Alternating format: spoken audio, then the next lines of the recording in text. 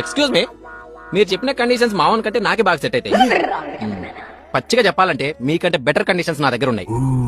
నాకు మీలాగే పెళ్ళైన తర్వాత అత్తకి, మామకి, బొమ్మాడికి, వదినకి రెస్పెక్ట్ చేయడం చేత కాదు. ఓ పని చేద్దాం, నా పేరెంట్స్ కి నువ్వు రెస్పెక్ట్ చేయకు, నీ పేరెంట్స్ కి నేను రెస్పెక్ట్ ఇయ్య. నీ బతుకు నీది, నా బతుకు నాది. Number 2, I'm also public figure. నా ఇన్స్టా ఐడి, నా ఎఫ్బీ ఐడి నువ్వు అడగొద్దు. నేను చాటింగ్ చేసుకుంటాను, నేను డేటింగ్ లోకి వెళ్తుంటాను. సో నీకు నచ్చిన వాళ్ళతో నువ్వు చాటింగ్ చేసుకో, నాకు నచ్చిన అమ్మాయితో నేను డేటింగ్ చేసుకుంటాను. నెంబర్ 3, పెళ్ళైన తర్వాత ఇద్దరం కలిసి ఉందాం అనుకున్నాం అనుకో, నువ్వు ఒక 10 లక్షలదే, నేను ఒక 10 లక్షలు తెస్తా. ఇద్దరం కలిసి కొత్త ఇల్లు కొనుక్కొని ఉందాం. పోనీ రెంట్ కుందాం అనుకున్నాం అనుకో, నువ్వు ఒక 5,000 దే, నేను ఒక 5,000 తెస్తా. రెంట్ షేర్ చేసుకొని ఉందాం. ఇంకా గర్ల్ ఫ్రెండ్స్, బాయ్ ఫ్రెండ్స్ అంటావా? నాకు గర్ల్ ఫ్రెండ్స్ ఉన్నారు. నువ్వు నీ బాయ్ ఫ్రెండ్స్ తో తిరుగు, నేను నా గర్ల్ ఫ్రెండ్స్ తో తిరుగుతా. పేరెంట్స్ ముందు మాత్రం పెళ్ళ మొగుల్లా ఉందాం. నెక్స్ట్, పబ్లిక్ ప్లేస్ లో పోవే రావే ఒసేగిసే అంటావా? అసలు పబ్లిక్ ప్లేస్ లో ఉన్నప్పుడు నువ్వు నా పెళ్ళమన్న విషయం మర్చిపోతా. నీకు నచ్చిన నువ్వు లైన్ వేసుకొని, నాకు నచ్చిన దానికి నేను లైన్ వేసుకుంటా. ఏమంటావు?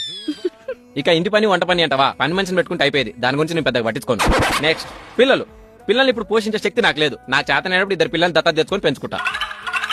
నెంబర్ 6, ఇన్ని విషయాలు చెప్పిన తర్వాత నీకు అర్థమై ఉంటది నా గురించి నువ్వు పట్టించుకోవడానికి, నీ గురించి నీ పట్టించుకోవడానికి ఏమీ లేదని. అప్పుడు నువ్వు మల్లె పూలు పెట్టుకుంటావో, ప్లాస్టిక్ పూలు పెట్టుకుంటావో నీ ఇష్టం. నేను బాధపడను, ఏడవను, నీ గురించి ఆలోచించను. ఓకే?